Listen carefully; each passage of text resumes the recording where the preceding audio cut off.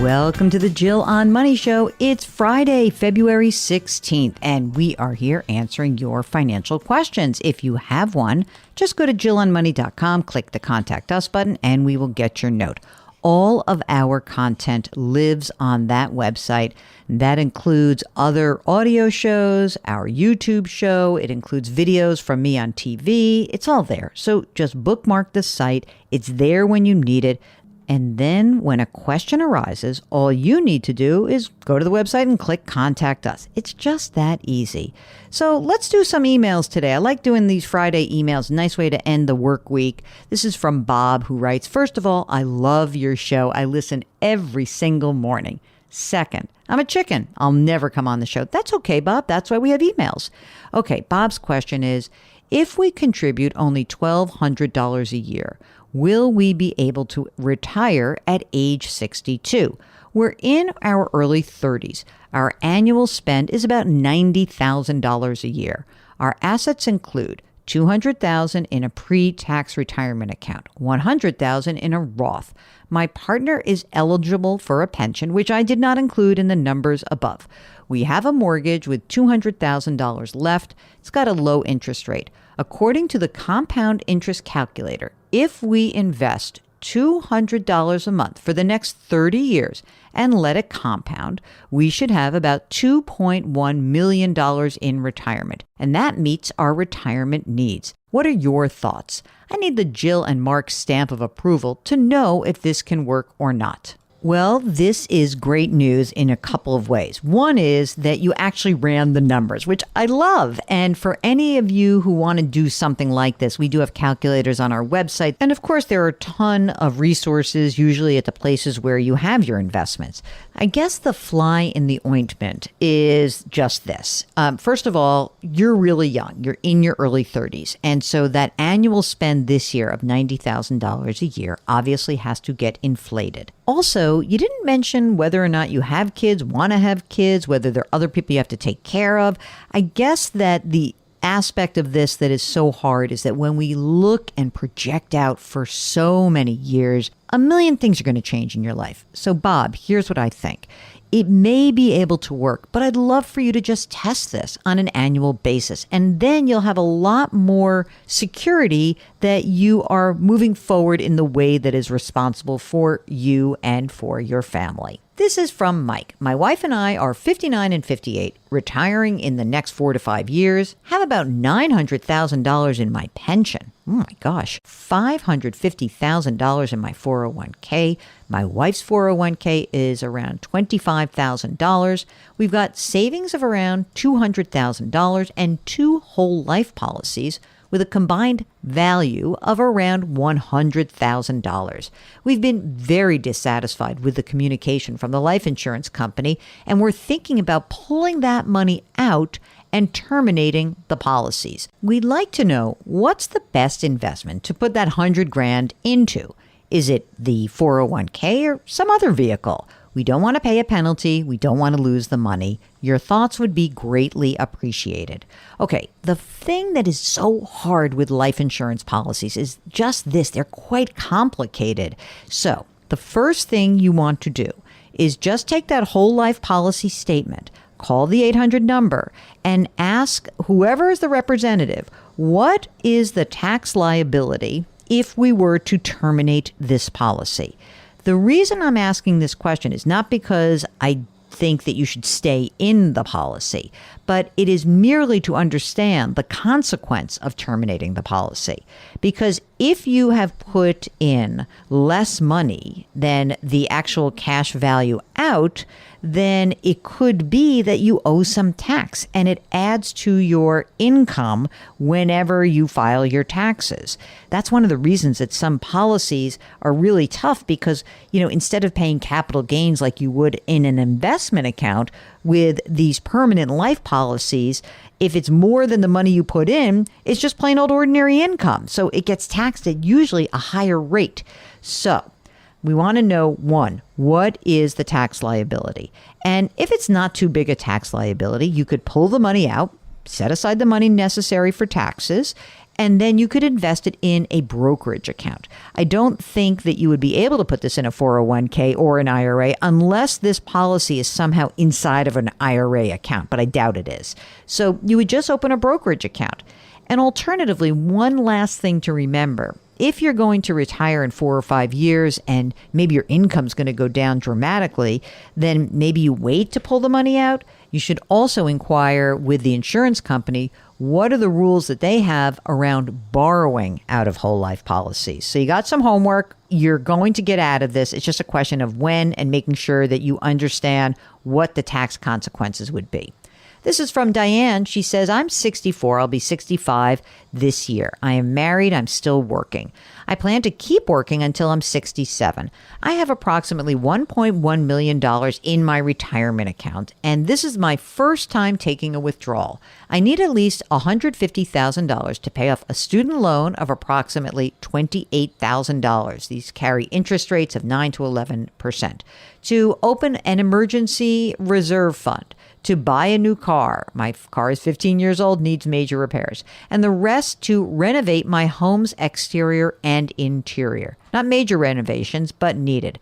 I have a mortgage balance of approximately $190,000. Can you help me estimate my total taxable liability, federal, state, and New York City, if I were to take out $150,000? My husband and I had a total adjusted gross income for 2022 of around just under $300,000. Our taxable income was $267-ish. I think that puts our tax rate, you mean your top tax rate, at 24%. I would also like the total tax amounts to be taken out of the retirement account. All right, so look, your top bracket right now is 24%. The problem that I see is that if you take 150 grand out, you're going to pop on up to the 32% bracket probably. And so I think what you may want to do is, can you delay the home renovation? Can we keep you in a top bracket of 24% for this year, 2024, so that you don't pop up into another bracket? And really, the big question is, is this all necessary right this second? Because you're triggering a taxable event, which maybe we can kind of phase in. So I'm not going to give you the exact numbers because I don't know all the other things going on in your life, but I would really caution you against doing this until you really take pen to paper, and you can just go to the irs.gov website. There are plenty of resources there just to look at tax brackets. But I don't know. It seems like if this is not actually totally necessary today, I would delay it, because you are going to be putting yourself in a worse situation from a tax perspective. Maybe get back in touch with us, because we could perhaps come up with a better solution than the one that you have landed on. This next question is from Lisa, who wants to know our opinion of annuity contracts with long-term care riders. Okay, gang, these are very complicated. And what I would suggest is anyone who is being sold or presented an idea around long-term care, first make sure that the person who is actually recommending this is a fiduciary, someone who has to work in your best interest, put your needs before their needs. Now, presuming that, we also would want to see a real critical analysis of why this policy would be right for you. For many people, they are buying these long-term care policies because obviously you've gone through something terrible in your own life and you've seen someone else suffer. Maybe it's a parent, maybe it's a friend, and you say, I don't want all my money to go away. But again, if you've got less than $500,000 or maybe more than $2 million, then you might not need it. And you're paying for something that is very expensive and might not be worth it. But Lisa, get back in touch with us and we'd be happy to help you out. Joyce wants to know, with the stock market rising to pretty high levels, should we consider taking this year's RMD now? We have waited until the fall for the previous 2 years, and the company holding our investments is asking us to agree to automatically get that distribution on contract anniversary dates. That's in October. But we can select our other options. You previously answered a question from me on air on whether to refinance a second home mortgage. We did, and actual closing costs came in much lower than expected, so it was very much worth locking in 15 years at a lower rate. That's great. Like I usually try to do the RMD thing the same time every year. You're trying to do a little market timing. I get it. I would just wait. How are you going to feel if the market keeps going up? I don't know. It just seems like unnecessary to go that far. You know what I mean? Like that you don't know. Better to just stick to same time every year, once a year, easy peasy. Okay. This is from Anonymous. My 401k is in the Vanguard Target Retirement 2030 Fund. I plan to retire at age 65, which will be in 2028. Should I stick with this fund after I retire? Or maybe is it better to convert to something else? If I should and diversify in other ways, should I convert to other investments in 2028 when I retire or in 2030 when the fund has reached its target? It seems a little strange to stay in a target date fund after the target date has passed. And there's a second question, but I'm going to answer that in a second. So the answer to this is that target date funds are meant to take you through retirement, not just to retirement. So chances are the Vanguard Target Retirement Fund will move to a less aggressive stance each year as you approach 2030, and then move to more of an income-based portfolio after that.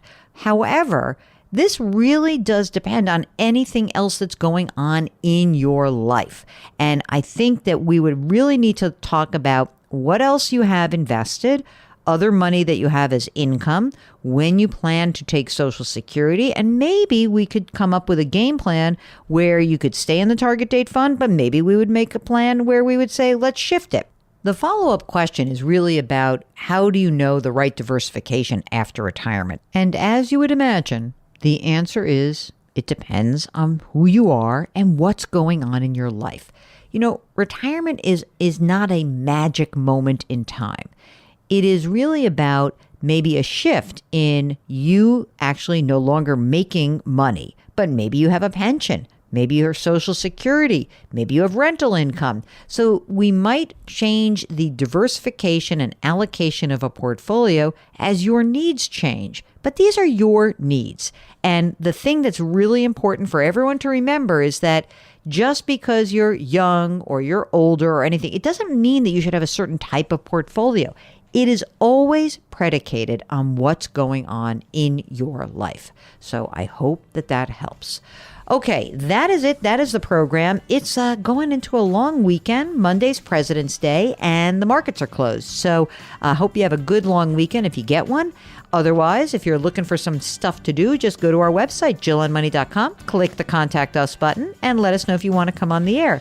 All of our content lives on that website. Don't forget, you can subscribe to this program on the Odyssey app or wherever you find your favorite podcast. Our music is composed by Joel Goodman. Mark Talercio is our executive producer and king of all things web, and we are distributed by Odyssey. Please try to do something nice for someone else today. Change your work, change your wealth, change your life. Thank you for listening, and we'll talk to you tomorrow.